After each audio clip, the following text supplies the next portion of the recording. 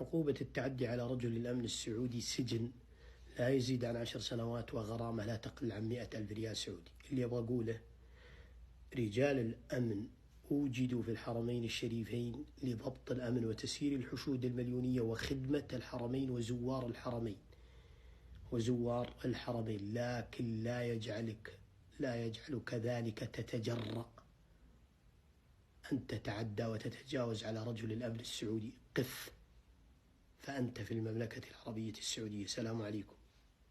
شفت المقطع هذا حق الحرمة اللي تضرب العسكري في الحرم، وبعض الناس يمكن يلوم العسكري يقول كيف يد يده على الحرمة، ما يدري عن كمية الاستفزاز اللي قابلها العسكري اللي خلته ينفعل قدام الحرمة ويقفل عليها الحاجز ويمنعها ويحاول يمنعها. العسكري يمنع حتى السعوديين، وتقوم وترفع يدها عليه وتضربه قدام العالم.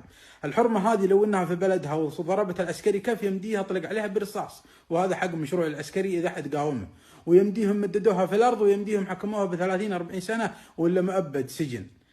العسكري اللي احنا نمر من نقطة التفتيش ونسلم عليه تقديرا لجهوده. بعض الناس ما عنده الادب، ويا غريب كن اديب، كيف انت تجي من مكان للعبادة وللصلاة وتخالف اوامر العسكر اللي يقومون على حماية وتنظيم هذه الوفود اللي انت من ضمنهم، انت واحد من 3-4 ملايين. ما عمري والله شفت ولا مر علي مقطع ولا سمعت ان واحد منا يضرب العسكري كيف، لان احنا شعوب نحترم العسكر ونعرف انهم ما وضعوا لتطبيق النظام، لكن هذه الشعوب تعودوا على قساوة العسكر في بلدانهم، لو تلفظ على العسكري يمكن يذبحك.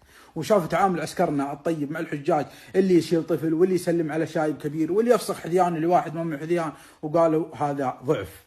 وبعض الناس سبحان الله يفكر ان التعامل الطيب ضعف، وهذا اللي خلاهم يتجرؤون على عسكرنا. احنا عسكرنا خط احمر، احنا نرحب بالحجاج، احنا نستقبلهم. يا اخي انت ما تدري، انت يلي تلفظ على العسكري ولا انت يلي تمدين يدك على العسكري هذا، انه من صبح تارك عياله وفي النهار وفي الشمس وطول اليوم يرتب وينظم في الحجاج وفي المعتمرين، وانت تجين بكامل سطوتك وهيمنتك تبي تخالفين النظام. يا غريب كن دين الله. والكلام هذا لكل واحد خارج المملكة العربية السعودية، ما هو لنا، لأن احنا نعرف قيمة عسكرنا ونعرف معدنهم. شفتوا عسكر مثل عسكرنا؟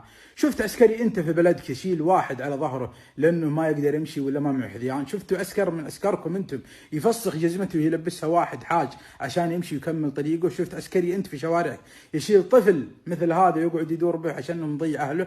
شفتوا عسكري بهذه الرحمة يقوم حاج من وسط الصحن الطواف بكل رحمة وبكل، لكن لكل فعل ردة فعل. تجيك حرمة دوبها داقة من النعمة وصاحية من النوم وتبي تخالف النظام، والعسكري هذا ولا شيء. العسكري هذا يعبر عن هيبتنا وعن مكانتنا، لو سمح لها والله ما نسامحه، والله لو سمح العسكري لها وضربته كف ودخلت والله ما نسامح العسكري هذا، والله العظيم اللي كلنا أخصام العسكري هذا، لأنها قللت من هيبته، وهو هيبته تعتبر هيبتنا احنا. وهذا الكلام اللي والله العظيم حزب خاطري وحبيت أطلعه في هذه اللحظة. وسلامتكم.